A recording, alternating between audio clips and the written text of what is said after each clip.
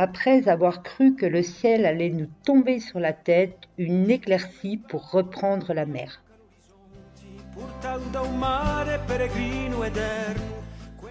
Nous sommes le lundi 19 août et nous quittons Bonifacio pour rejoindre Rocapina à 16 000.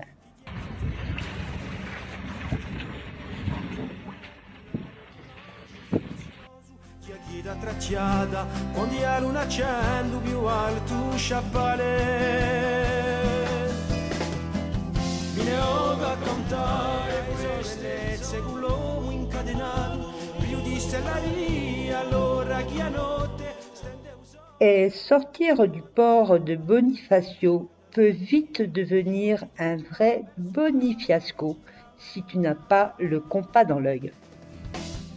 Aussi, entre les yachts, les voiliers et les ferries, tu as intérêt à mettre les voiles fissa avant de finir en figure de proue d'un catamaran.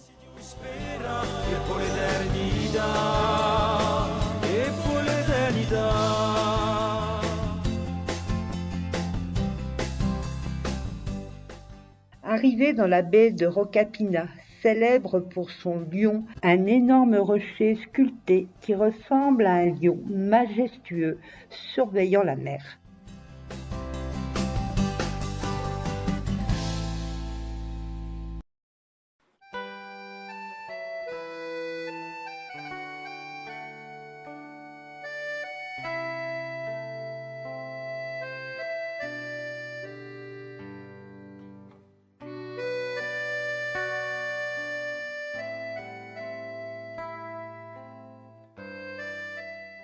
Voilà, nous sommes le mercredi 21 août. Donc, nous partons de la baie de Rocapina, qui est un peu houleuse cette nuit, pour aller faire 20 000 nautiques et aller au port de Propriano.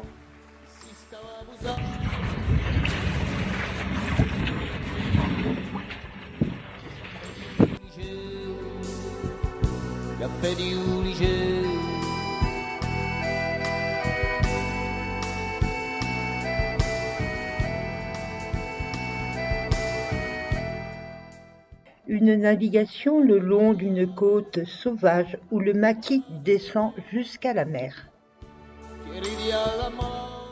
Et arrivé à Propriano, une ville portuaire avec ses longues plages et ses montagnes en toile de fond.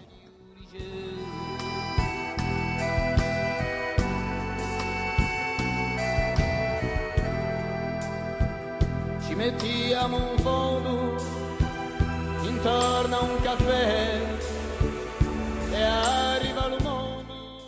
Amarrage en C21. On pensait en avoir fini avec l'immobilier, mais finalement, il nous colle à la coque.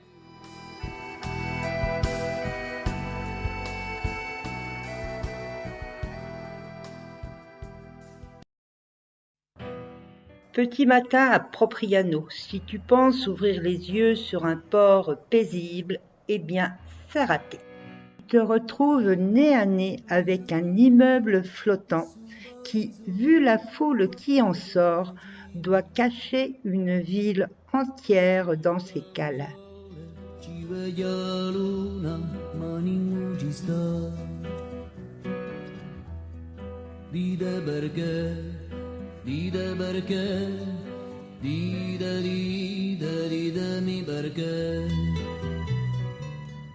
Face au tsunami touristique qui s'abat sur Propriano, fuite stratégique. Direction le coiffeur, histoire de ne plus ressembler à des naufragés. Puis les hauteurs de la ville, là où les sandales en troupeau ne s'aventurent pas. Et évidemment un crochet par l'église, pour Michel en léger manque spirituel.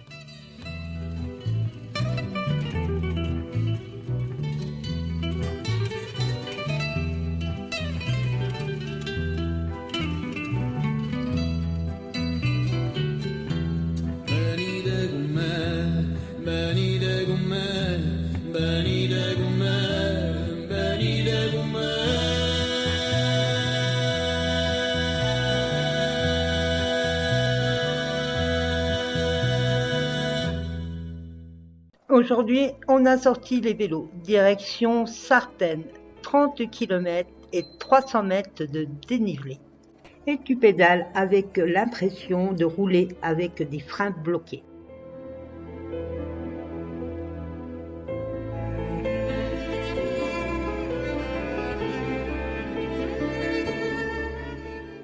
Est perché sur son éperon rocheux le village de Sartène, longtemps marqué par les vendettas entre familles rivales.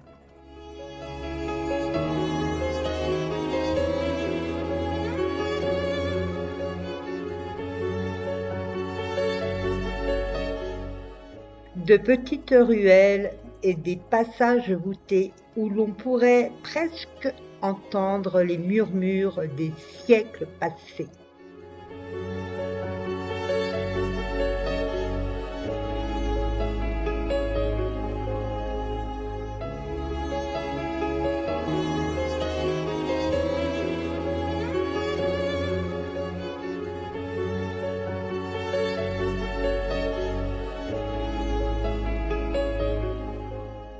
L'église Sainte-Marie, c'est avant tout sa croix emblématique, portée le soir du Vendredi Saint par le Catenaccio, un pénitent anonyme qui traverse les ruelles en robe rouge, les pieds enchaînés.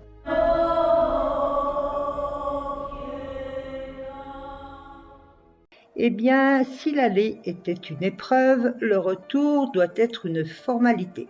Sauf que là, tu entames un détour de 100 km vers Ajaccio. Michel, on est d'accord, Propriano, c'est de l'autre côté. Non, c'est pas par là.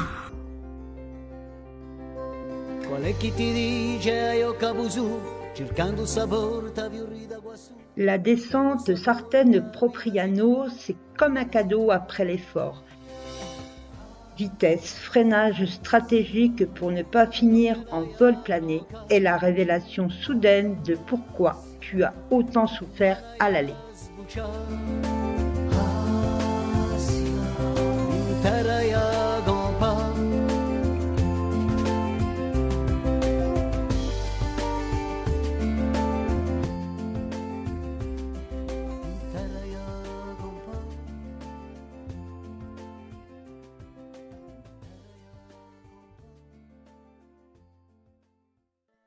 Nous quittons le port de Propriano, donc nous sommes le samedi 24 août et nous allons faire le tour du golfe de Valenco pour aller dans le golfe d'Ajaccio pour un premier mouillage au sud du golfe d'Ajaccio. Direction l'anse de Cacalou, ce petit coin au nom rigolo posé à 14 000.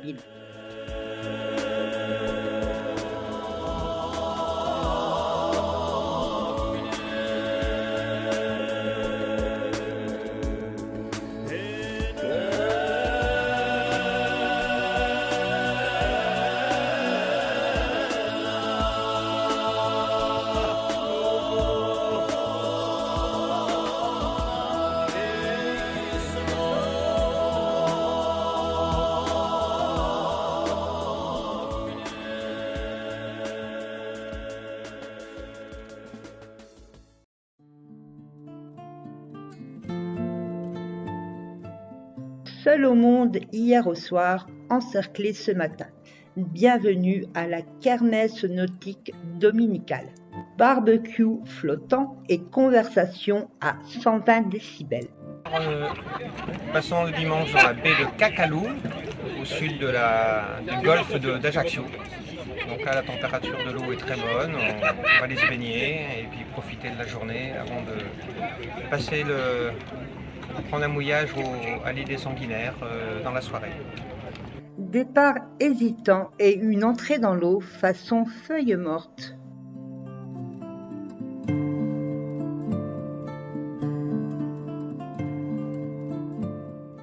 Une nage aussi fluide qu'un homard sous caféine et champion de la parole amphibie.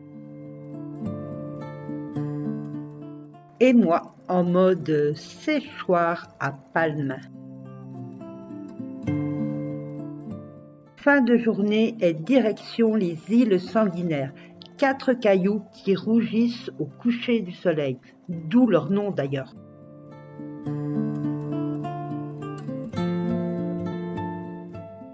Un mouillage juste en face de la pointe de la Parata, une presqu'île avec sa tour génoise au garde à vous et ambiance coucher de soleil voilé. Quitte mouillage la pointe de la Parata, près des îles Sanguinaires, rejoindre le port de Tino Rossi, le vieux port d'Ajaccio.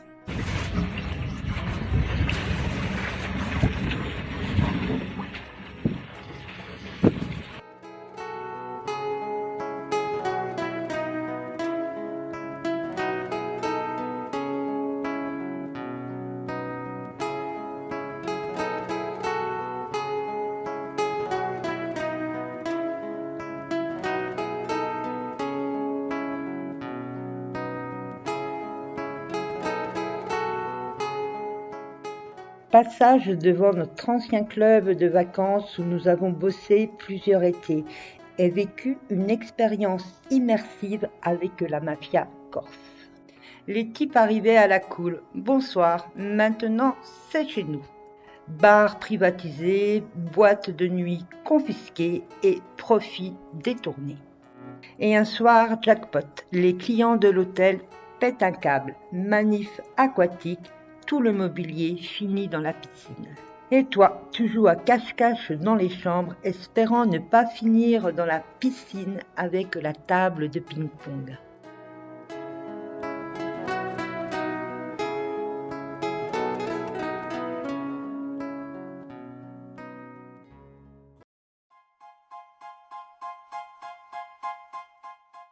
À Ajaccio, impossible de faire 3 pas sans tomber sur Napoléon, qui se trouve à chaque coin de rue.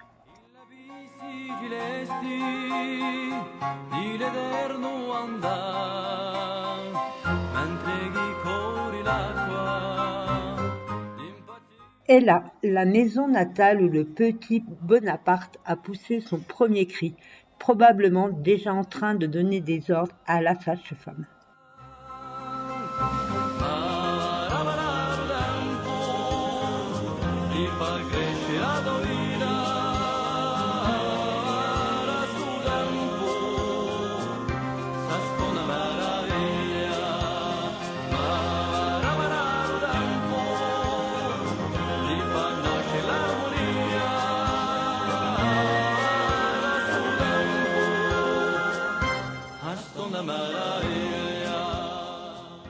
Et un détour par la cathédrale Notre-Dame de l'Assomption.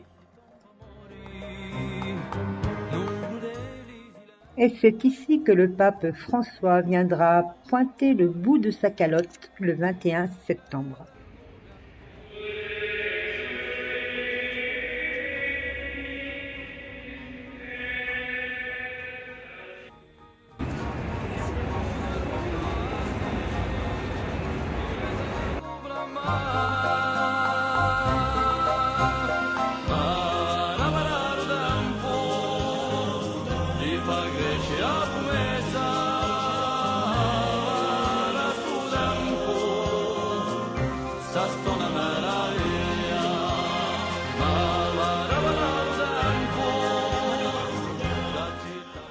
Et détour par la citadelle qui a vu défiler des soldats en uniforme impeccable jusqu'en 2019 et entame une nouvelle reconversion avec des serveurs dorés au soleil, torse nu.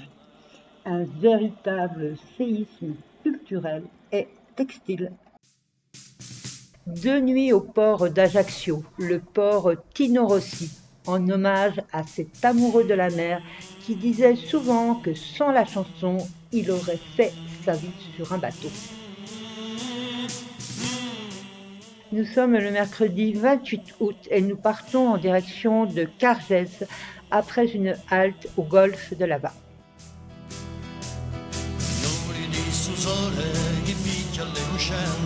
Scrivono a storia contra le premudenze, fratelli di suento chi porta le speranze. penso alle esistenze, lungo tua scelta. Après un passage entre les îles des Sanguinaires, au loin la plage de Capo di Feno, une pépite sauvage. Stendono un luogo perso d'altre montagne. Entrer dans le golfe de Lava, autre endroit où nous avons bossé l'été. Là où l'on pensait travailler tranquillou avant de tutoyer le FLNC. Et tout commence quand le directeur me demande d'organiser une initiation planche à voile. Je négocie donc un prêt gracieux avec un loueur de la plage. Le lendemain, ambiance moins relaxe. FLNC tagué sur le bitume. De me faire intercepter par des mecs en traversant la plage. Et là, la punchline qui me restera à vie. Dis donc, chez toi, on ne teste pas les pistes de ski sans payer son forfait. Eh bien, ici, c'est pareil.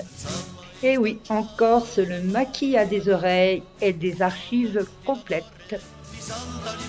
Arrivé à Cargès, où nous allons mouiller devant le port.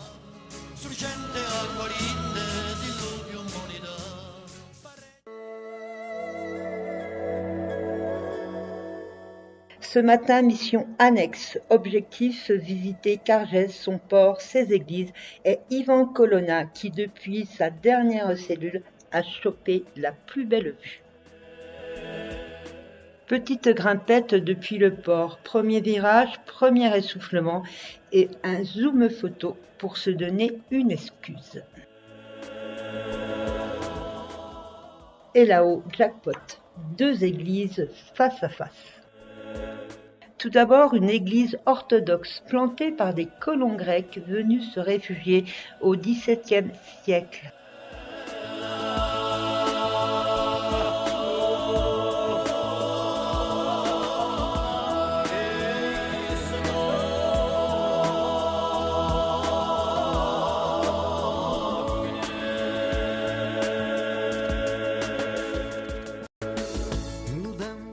Et comme les deux communautés n'avaient pas a priori tout à fait la même idée de la messe idéale, en face, l'église catho-classique pour les Corses locaux.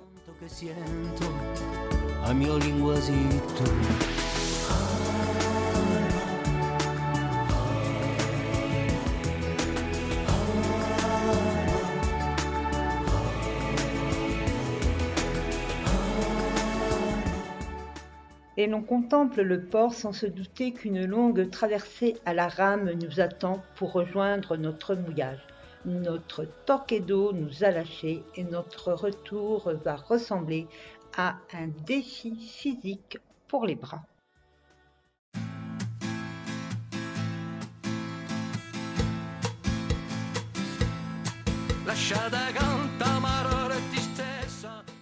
Et nous quittons Cargès pour passer la nuit à l'anse de Chiuni.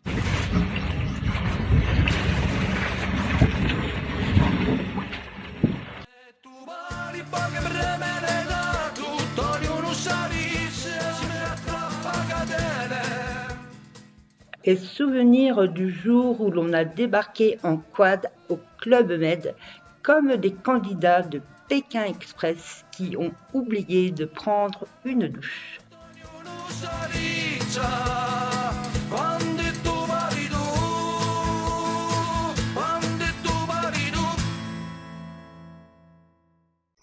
Nous quittons la baie de Chiuni et nous partons vers la Punta Rossa, donc la montagne rose. Un matin difficile, rose-rouge. En fait, nous partons en direction de Capo Rosso.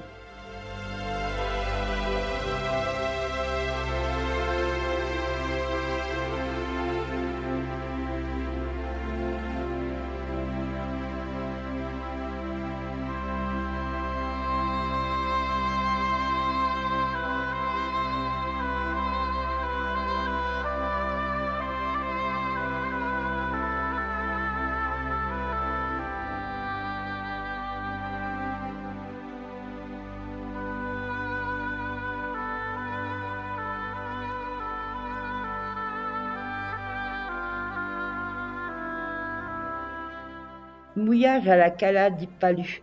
et l'on va finir la journée avec un petit rosatou bien frais.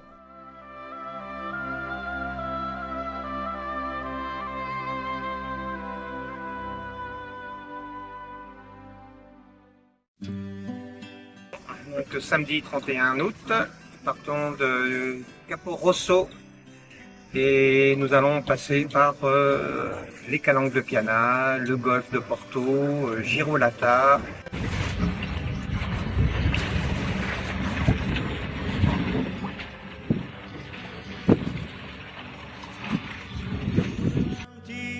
Et nous contournons la pointe rocheuse de granit rouge du Capo Rosso pour entrer dans le golfe de Porto et les calanques mythiques de Piana, classées au patrimoine mondial de l'UNESCO.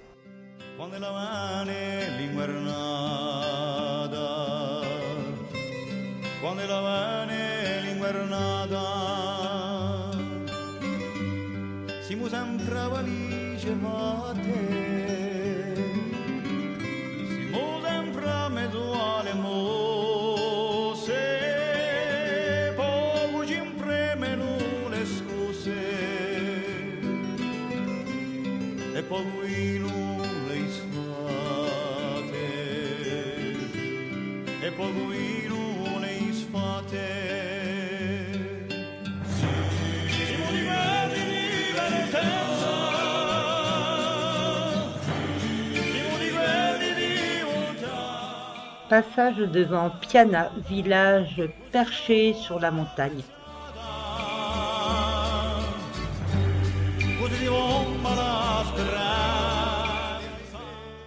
Porto, un microport, quelques restos, une plage de galets et une tour génoise du XVIe siècle qui sert aujourd'hui de spot à selfie au coucher du soleil.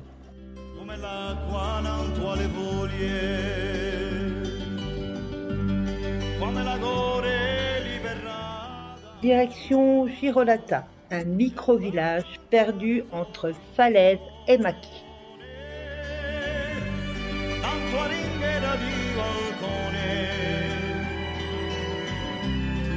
Che la leva una ventata, e che la leva una ventata.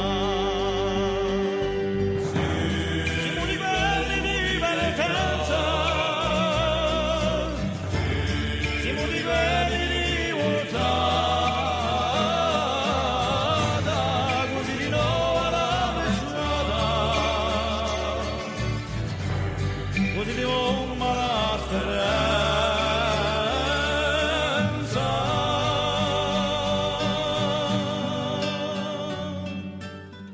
Girolata, pas de route, pas de voiture. On y arrive en bateau ou après une rando d'environ 1h30. Le sentier du facteur. Oui, les facteurs livraient à pied.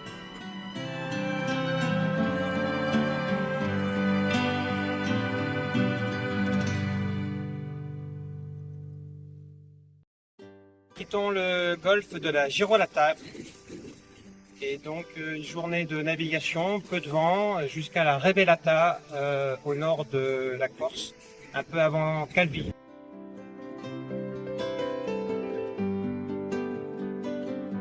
Vengo verso te, montagna immacolata, vengo verso te, porti la mia scarpata. Et nous quittons la baie de Girolata, paisible en apparence, mais qui porte encore les stigmates de la tempête du 18 août 2022, avec des rafales de vent atteignant jusqu'à 225 km/h.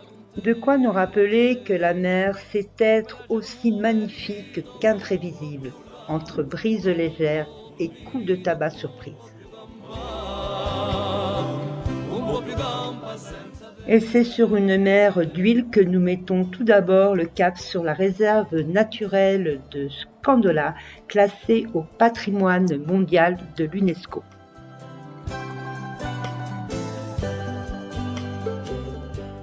Et nous voilà dans la réserve de Scandola.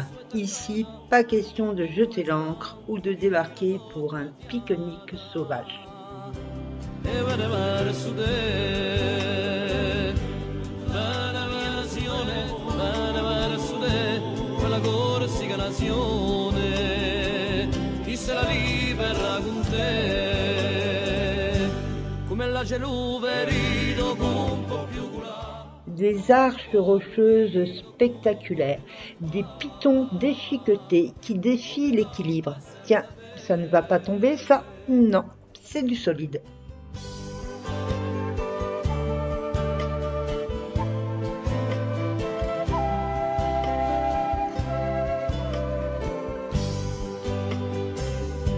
oh montagna gara per un uomo che porti tanti e tanti popoli viene lui sono morti ma venimo verso te Gesù nome.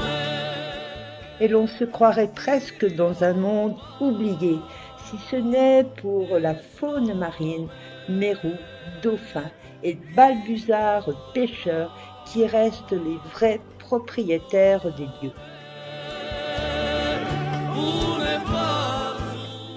Après quelques détours entre rochers, difficile de quitter ce sanctuaire sauvage. Scandola, vraiment exceptionnel. Nous sommes le lundi 2 septembre, le temps est un peu gris.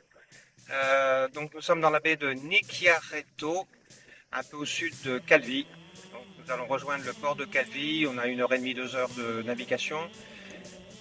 Ce matin, réveil explosif, coup de feu en rafale, écho menaçant. En Corse, on imagine vite un règlement de compte façon grand banditisme et l'on envisage un plongeon discret pour fuir avant de capter qu'il y a juste un champ de tir au-dessus du mouillage.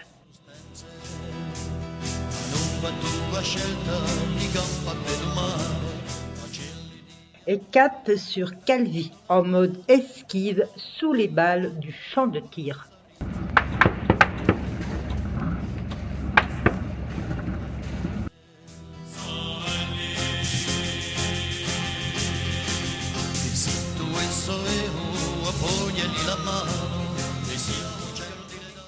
Arrivé dans le golfe de la Revelata, excellent abri pour les marins qui font la traversée depuis le continent.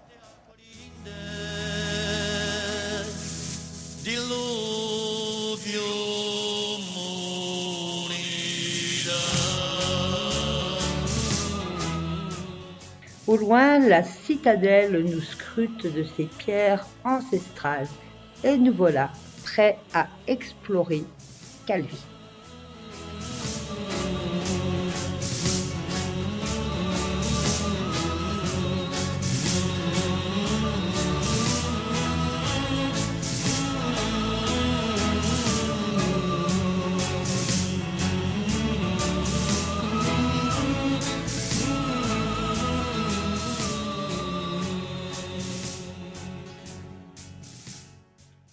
Nous sommes au port de Calvi depuis 2 jours. Nous sommes un peu coincés pour des raisons techniques. Nous avons des problèmes de batterie qui ne se rechargent pas. Et également l'hélice du moteur de l'annexe.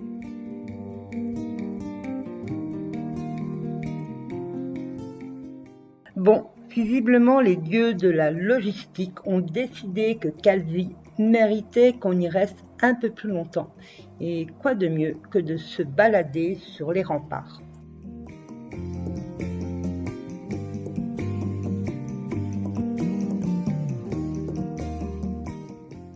L'ascension terminée, les cuisses en feu, le spectacle commence. Tout d'abord avec une vue sur la baie de Calvi qui s'étire en arc de cercle, bordée par une longue plage de sable fin qui fait environ 5 km.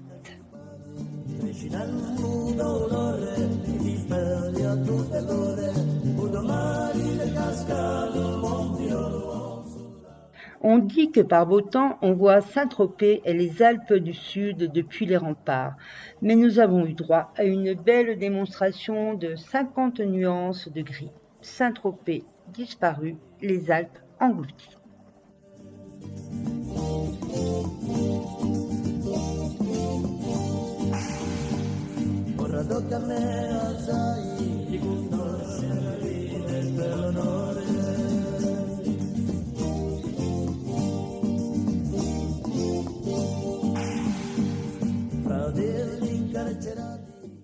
Un détour bien évidemment par l'église Saint-Jean-Baptiste, une église baroque datant du XIIIe siècle, reconstruite au XVIe, après qu'un malotru, probablement un assiégeant un peu trop zélé, ait décidé de la réduire en miettes.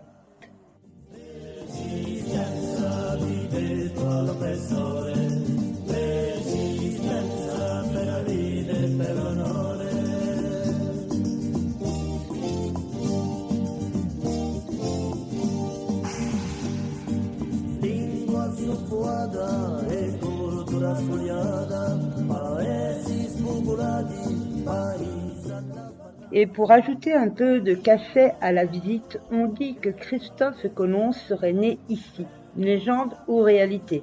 En tout cas, cela n'empêche pas les boutiques de souvenirs de vendre des mugs à son effigie. Et lorsque tu rejoins la ville basse de Calvi, soudain tu te rappelles que la vraie richesse de la Corse, ce n'est pas que son patrimoine, mais aussi tout ce qui se mange. Canistrelli, charcuterie corse, miel du maquis.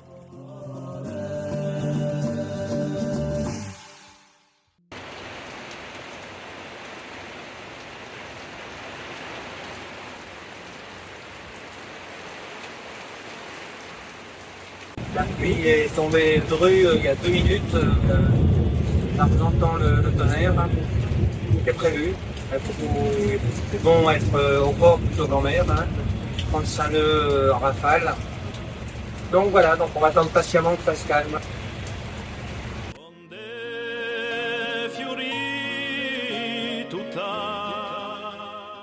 Pluie, orage et nous, poissons rouges, tournant en rond dans notre coque étanche. Mais dès qu'une accalmie se glisse entre deux averses, on file voir la mer rugir sous la citadelle de Calvi.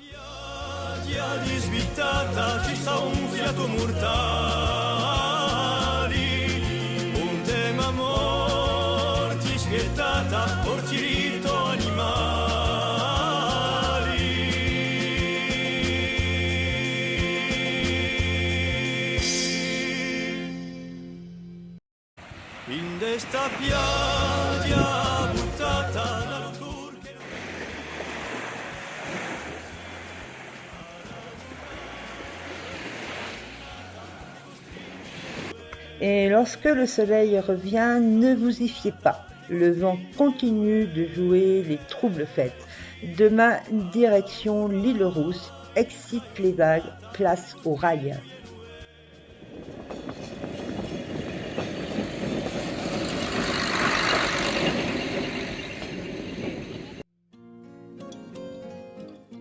Et te voilà en gare de Calvi à bord de ce train mythique affectueusement surnommé ou Triniguelou, comprendre le petit train qui secoue les lombaires.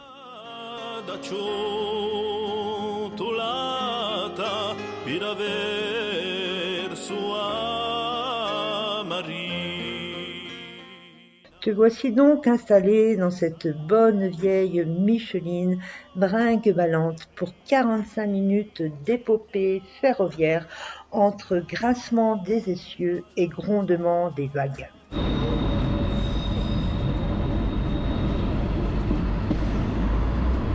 Le spectacle commence avec une Méditerranée aujourd'hui plus furieuse qu'une grand-mère corse à qui on aurait osé dire que son brochou n'est pas fait maison.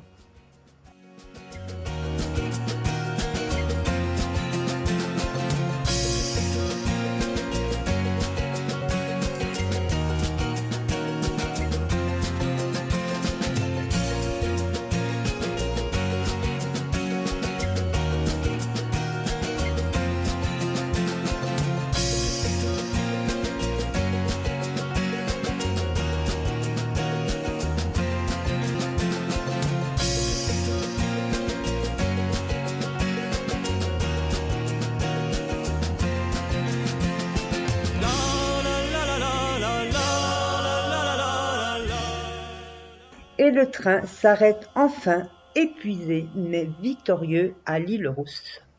Cresce speranza, popolo ha, in cui tua presenza, nazione si verrà. Avant d'explorer la ville, escale chez la sirène de Gabriel Diana, figée face au port depuis 2017. Moins bavarde qu'Ariel, mais au moins, elle ne prend pas la fuite. 21 colonnes qui soutiennent un toit, des tours par les halles, monuments historiques où les saveurs corses se négocient avec un accent bien chantant.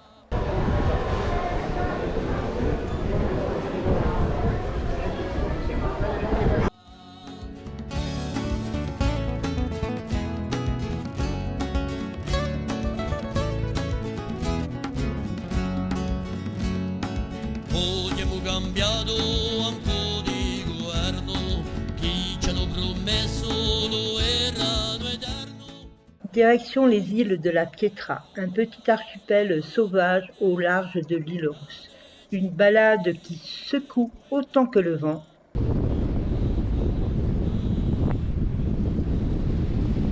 Et une mer déchaînée.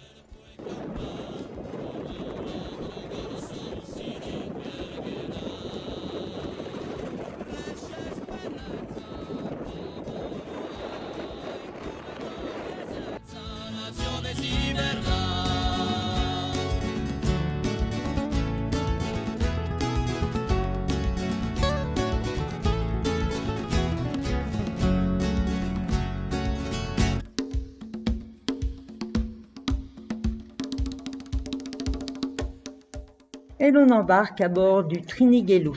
Non, ce n'est pas nous aux commandes, mais avec le personnel en mode portable à la main, pieds sur le tableau de bord et costume qui dit vacances avant l'heure, on se demande comment est le conducteur de ce train à la cool.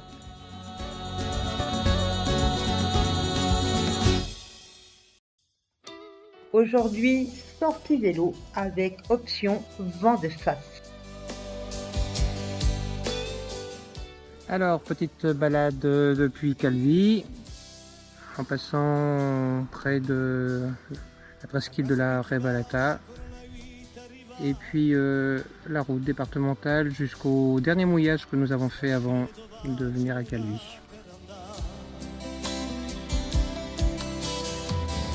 Si partì un esilio andando e un si sa. Après l'effet de la montée, arrêt stratégique, d'une part pour admirer la presqu'île de la Revelata, petit joyau sauvage, et aussi pour reprendre son souffle. Longer la corniche en vélo, sensation forte garantie, vue imprenable d'un côté, précipice de l'autre, et toi, entre les deux, crispé sur ton guidon.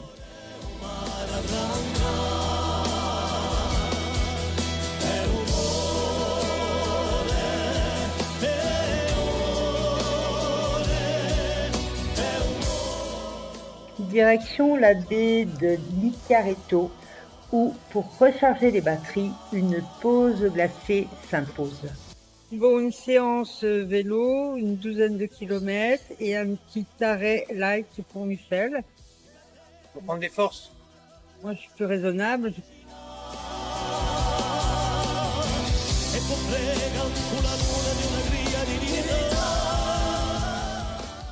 Et voilà, une grosse glace pleine de chantilly et tes jambes sont en mode off.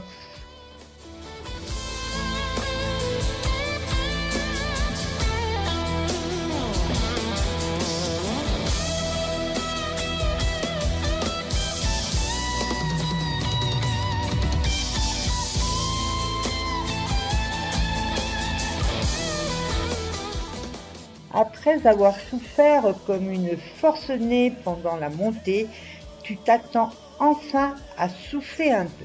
Mais la descente qui arrive te donne des sueurs froides.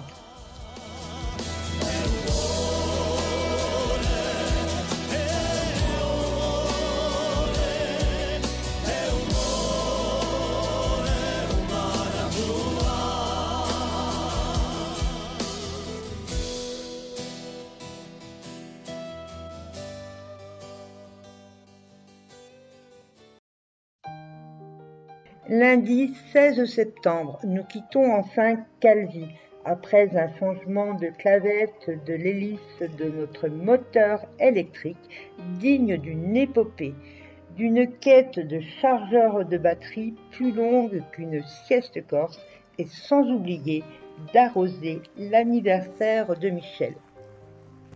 Et le temps de l'arroser plusieurs fois.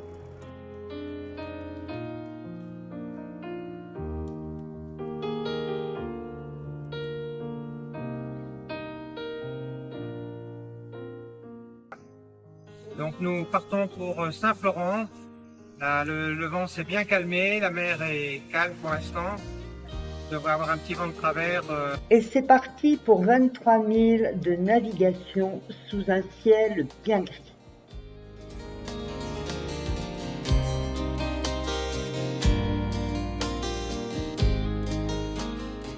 Passage devant l'île Rousse et les îles de la Pietra avant de distinguer le Cap Corse en fond de toile.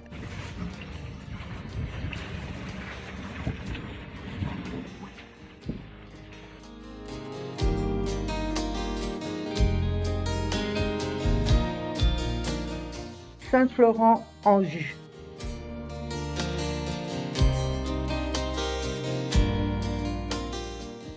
Pare-battage déployé et l'instant fatidique approche.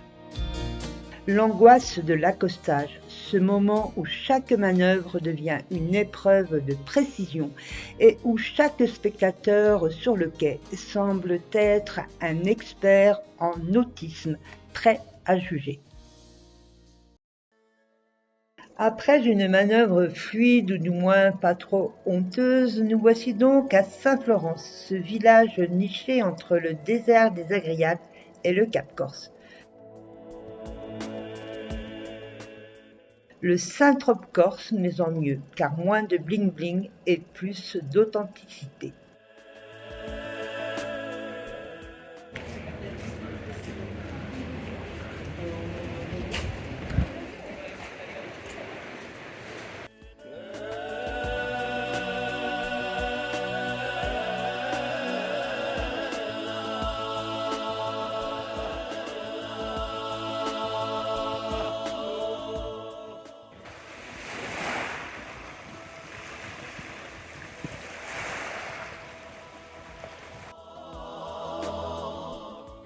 Et un détour par la citadelle qui, depuis plus de 500 ans, résiste aux assauts du vent.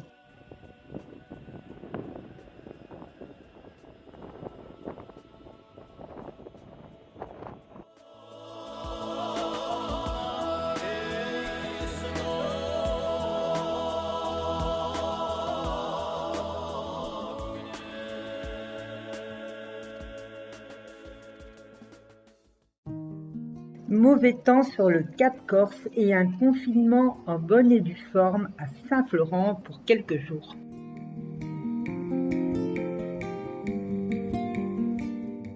Et direction la plage de la Roya, avec d'un côté un gars qui a pensé à apporter son escabeau pour monter plus facilement sur son feuille électrique, et de l'autre côté, pose sciatique sur pierre pour Michel.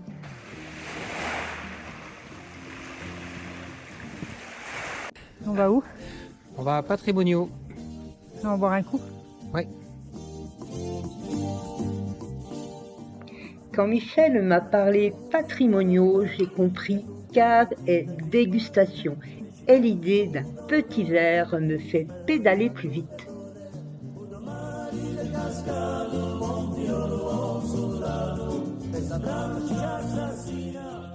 La montée de Patrimonio se mérite, mais là-haut, même l'air a un goût de Nielucciu et les vues sont exceptionnelles.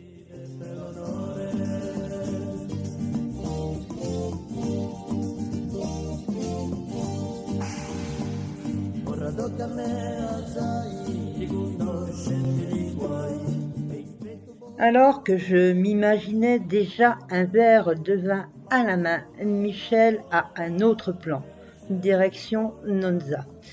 Et c'est parti pour troquer le vin. rencontre de l'acide lactique.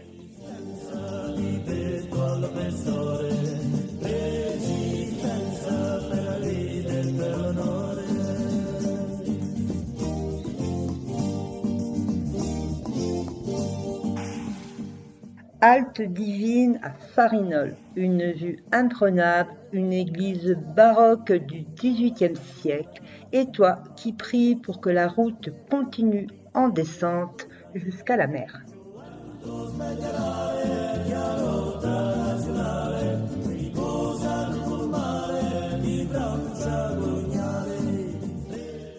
Et une arrivée à Nonza, ce village perché qui domine la mer à plus de 150 mètres d'altitude.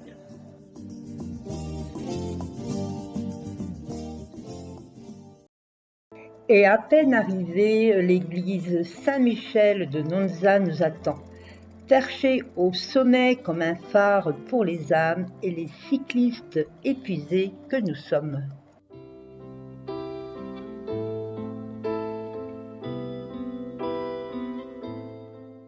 Nonza, c'est aussi sa plage noire, née des anciennes carrières d'amiante et de schiste. Un trésor à regarder de loin, pas à déterrer.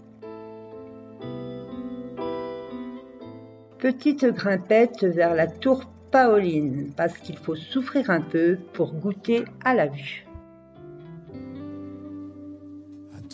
Delle volte come fortuna, perché là qui in cima alluvione, vedi sa bellezza chiara di luna.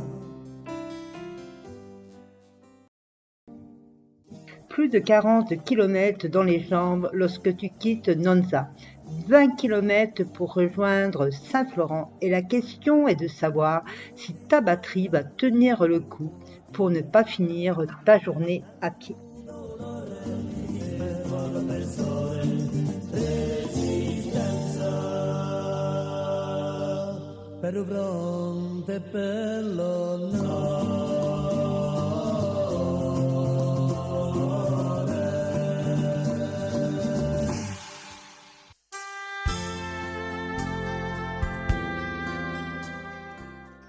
Vendredi 20 septembre, nous quittons Saint-Florent, un beau petit port. Après 4 jours à attendre que le vent se calme, et la direction le nord du Cap Corse, Century, donc certainement au mouillage, parce que le port est trop petit pour rentrer pour notre bateau.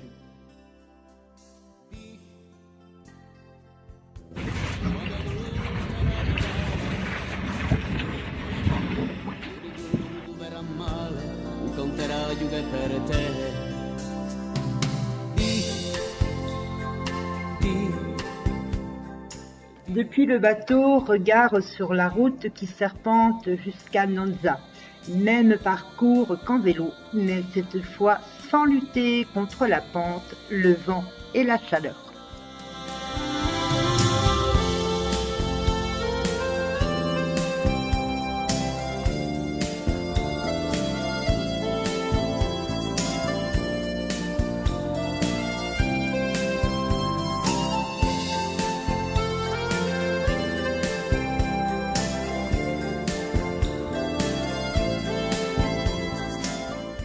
« 18 000 pour rejoindre la marina de Morsiglia et nous nous apprêtons à passer notre dernière nuit en terre corse, bercée par le vent du maquis.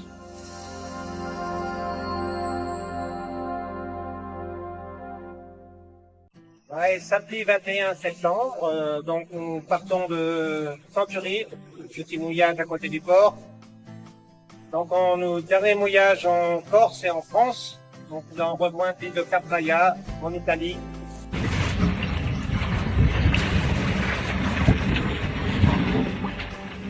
Sciume di palmo e imbianca l'orizzonti, portato da un mare peregrino eterno, quelle neve che stanno appese ai monti, carezze di silenzio, regalo di l'inverno, l'uomo spirenzo. Passé entre le Cap et l'île de la Giraglia pour aller donc direction Capraia. Voilà, donc là la mer est quand même assez agitée. le Cap Corse sans se mérite. Et c'est parti pour le Cap Corse en mode houle. Mais après avoir vécu les montagnes russes maritimes de Fornelli et joué à saute-mouton avec les vagues pour rejoindre Porto Novo, on dirait presque une mer d'huile.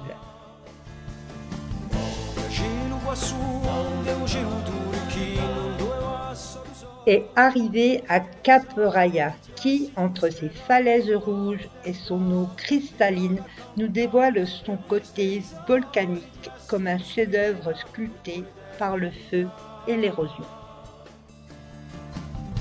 Luci illuminati dagli orli d'aprile, impastati d'amore, carichi da giadezza, coi cori infuriati da un intimo sottile, da parte da terra e ai sue bellezze, con l'uomo incatenato, più di stellari, allora chi a notte stende un sole. On enlève le drapeau corse, la tête de mort. On vient de revenir en Italie, à Cap Raya, au même mouillage que le 24 juin. On a fait le tour complet de la Sardaigne et de la Corse, il y a 3 mois. Et donc voilà, demain direction l'île d'Elbe. Et voilà, notre aventure corse se termine, mais l'île d'Elbe pointe son nez, avec des vues à couper le souffle, des anecdotes qui vont te donner le sourire. Et tout cela à suivre dans notre prochaine vidéo.